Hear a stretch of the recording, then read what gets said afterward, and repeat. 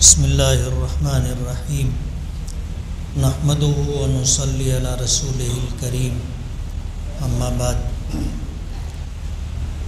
مہمان محترم، جمعیت علماء کے تمام ذمہ داران، علماء کرام، میرے بزرگوں اور دوستوں،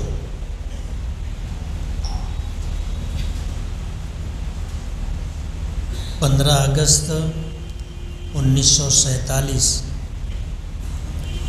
ہندوستان کی آزادی کا دن ہے، اور مہمان محترم کی تمام تر گفتگو کا حاصل یہ ہے کہ ملک کی آزادی کے لیے ہمارے اکابرین حضرت شاہ ولی اللہ محدث دہلوی رحمۃ اللہ علیہ سے لے کر شیخ الاسلام حضرت مولانا حسین احمد مدنی رحمۃ اللہ علیہ اور ان کے رفقا تک ایک لمبی داستان ہے، جس کو ایک مجلس میں نہ سنایا جا سکتا ہے اور نہ سننے والے اس کا حوصلہ رکھتے۔ ہمارے علماء نے یہ بات کہی ہے کہ ہمیں ملک کی آزادی، اس کی تاریخ پڑھنا چاہیے۔ ظاہر بات ہے، اگر انگریز ہندوستان میں 1601 میں آیا اور 1947 میں یہ دیش آزاد ہوا، تو 347 سال کی تاریخ آپ کو گھنٹے 2 گھنٹے کے پروگرام میں کیسے سمجھائی اور بتائی جا سکتی ہے؟ ایک لمبی تاریخ ہے، قربانیوں کا ایک لمبا سلسلہ ہے۔ ہم ہر 15 اگست کو پروگرام یاد محبان وطن کے نام سے کرتے ہیں، اور ملک کی آزادی سے واقف جانکار ایسے افراد کو ہم اس پروگرام میں بلا کر کے اس ملک کی آزادی کی تاریخ کو سمیٹ کر آپ حضرات کے سامنے رکھنے کی کوشش کرتے ہیں۔ لیکن گھنٹے 2 گھنٹے کے پروگرام سے ملک کی آزادی کو اور آزادی کے لیے قربانی دینے والوں کو سمجھا نہیں جا سکتا۔ ملک کی تاریخ کو پڑھیے، تب آپ کو اندازہ ہوگا کہ 347 سال میں کیا کیا ہوا، اور 1799 میں جب سلطان ٹیپو شہید رحمۃ اللہ علیہ نہیں رہے تو انگریز نے ان کی لاش پر پیر رکھ کر کے کہا تھا کہ اب یہ ملک ہمارا ہے۔ 1866 میں دارالعلوم دیوبند کی بنیاد رکھی گئی، کوششیں کی جاتی رہی، مشورے ہوتے رہے، پلاننگ طے کی گئی، اور یہ سلسلہ چلتا رہا۔ ایک لمبی تاریخ ہے۔ ملک آزاد ہو گیا۔ 1919 میں جمعیت علماء ہند کا قیام عمل میں آیا تھا، اور اس وقت کانگریس پارٹی کی حمایت اس شرط پر کی گئی تھی کہ جب ملک آزاد ہوگا تو اس ملک کا آئین اور دستور جو بنے گا وہ سیکولر ہوگا۔ ابھی آپ نے سنا کہ ہمارے ان بزرگوں نے، ان اکابرین نے، ان علماء نے اگر کانگریس کا اور کانگریس کے لیڈروں کا ملک کی آزادی کے لیے ساتھ دیا تھا تو شرط یہ تھی کہ ملک آزاد ہوگا تو دستور اور آئین سیکولر بنے گا۔ جنہوں نے ملک کے ٹکڑے کیے، ملک کا بٹوارا اور ملک کی تقسیم کروائے، وہ گنہگار اور مجرم ہیں۔ جنہوں نے اس معاہدے پر دستخط کیے، وہ مجرم اور گنہگار ہیں، ہم تو نہیں ہیں۔ اور اللہ کا بہت بڑا کرم ہے کہ ہندوستان کا دستور جمہوریت پر مشتمل ہے، سیکولرازم پر مشتمل ہے۔ آج ہمارے نوجوان اور لوگ پوچھتے ہیں، جب سامنے سے یہ بات کہی جاتی ہے کہ تم نے اپنی قربانیوں کا صلہ پاکستان کی شکل میں لے لیا تھا، تو اب اس ملک میں تمہارا کیا ہے؟ اور یہ بات سمجھانے کی کوشش کی جاتی ہے کہ مذہب کے نام پر مسلمانوں کو پاکستان دے دیا گیا، اب یہ ملک و ہندوستان ہمارا ہے اور یہاں پر ہندوازم رہے گا۔ اور ہم لوگ سنتے ہیں تو ماننے پر مجبور ہو جاتے ہیں کہ ہاں، جب مذہب کے نام پر ایک علاقہ پاکستان کے نام سے لے لیا گیا تو اب رہی صحیح جو سرزمین ہے ہندوستان کے نام سے، یہاں پر ہندوازم ہونا چاہیے۔ لیکن جن لوگوں نے ملک کی آزادی کے لیے آخر وقت میں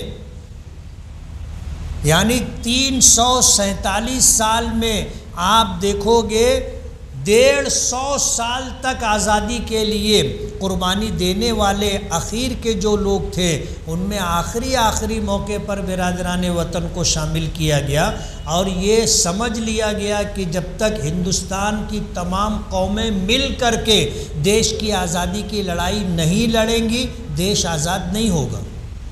آپ تاریخ پڑھیں گے تو آپ کو معلوم ہوگا کہ مہاتما گاندھی کو کہاں سے لایا گیا تھا اور مہاتما کا خطاب کن لوگوں نے ان کو دیا؟ ہم لوگوں نے دیا تھا۔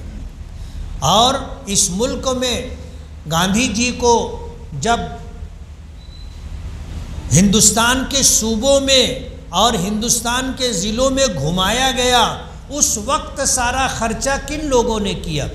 مولانا محمد علی جوہر نے بمبئی کی اپنی کوٹھی بیچی تھی اور وہ سارا پیسہ ملک کی آزادی کے لیے پروگرام پر خرچ کیا تھا۔ اگر اس ہندوستان میں ہم ہیں تو ہم اپنی مرضی سے ہیں۔ ہمارے اکابرین اور بزرگوں نے پاکستان جانا گوارا نہیں کیا، پسند نہیں کیا۔ جن کو جانا تھا وہ چلے گئے۔ ہمارے پاس آپشن تھا، ہم ہندوستان چھوڑ کر پاکستان جا سکتے تھے، لیکن ہم نے ہندوستان میں رہنا پسند کیا اور جمعیت علماء کے اکابرین اور بزرگوں نے ہندوستان کا سنویدھان دستور سیکولرزم بنایا۔ اس دستور کی حفاظت ضروری ہے اور اس دستور نے ہم کو حق دیا ہے کہ ہم مسجدیں تعمیر کرتے ہیں، مدرسے تعمیر کرتے ہیں، ہم اذان دیتے ہیں، باجماعت نماز پڑھتے ہیں، ہم قرآن کریم کی تعلیم حاصل کرتے ہیں، ہمارے یہاں مدرسوں میں علماء تیار ہوتے ہیں، حفاظ کرام تیار ہوتے ہیں۔ اگر ملک کا آئین اور دستور ہم کو اگر اس کا حق نہیں دیا ہوتا تو آج کے موجودہ ہندوستان میں مسجدیں، مدرسے، مکاتب، یہ ساری چیزیں نہیں ہوتی۔ جمعیت علماء کا ہندوستان میں مسلمانوں پر بہت بڑا احسان ہے۔ آج ہم اپنی اسلامی تشخص، پہچان اور شناخت کے ساتھ ہندوستان میں کسی جماعت کا 100 سال سے زیادہ عرصے تک باقی رہنا، یہ اس کی نافعیت کی دلیل ہے۔ قرآن کریم میں اللہ پاک کا ارشاد ہے فَأَمَّا الزَّبَدُ فَيَذْهَبُ جُفَاءً وَأَمَّا مَا يَنْفَعُ النَّاسَ فَيَمْكُثُ فِي الْأَرْضِ، کہ سمندر کے پانی پر جو جھاگ آتی ہے اس کا نصیب اور مقدر ہی مٹ جانا ہے، وہ انسانیت کے لیے نفع بخش نہیں ہے، لیکن جو چیز انسانیت کے لیے نفع بخش ہوتی ہے اللہ اسے باقی رکھتا ہے۔ 100 سال کے عرصے میں کتنی جماعتیں بنی اور ختم ہو گئی، آج ان کا نام کوئی نہیں جانتا، لیکن 1919 میں ہمارے بزرگوں نے جمعیت علماء قائم کی تھی۔ آج 2025 ہے، 100 سال سے زیادہ عرصہ گزر گیا، جمعیت علماء باقی ہے اور الحمدللہ پورے ملک میں مظلوموں کی آواز بن کر کے ہندوستان میں بسنے والی اقلیتوں کے حقوق اور ان کے تحفظ کے لیے جد و جہد اور کوشش کر رہی ہے۔ ان جیسے یاد محبان وطن پروگرام کی غرض و غایت میں آپ نے یہ بات سنی کہ اس ملک کی آزادی کے لیے جتنا خون ہمارے اکابرین اور بزرگوں نے بہایا ہے، دوسری قوموں نے اتنا پسینہ بھی نہیں بہایا، لیکن آج حالات بدل رہے اور ہماری تاریخ سے ہمارے نام و نشان کو مٹانے کی کوشش کی جا رہی ہے۔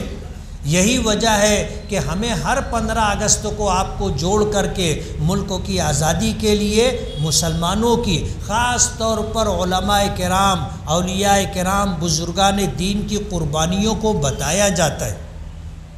لیکن تھوڑے سے وقت میں اتنی لمبی داستان کو نہ سنایا جا سکتا ہے، نہ سنا اور سمجھا جا سکتا ہے۔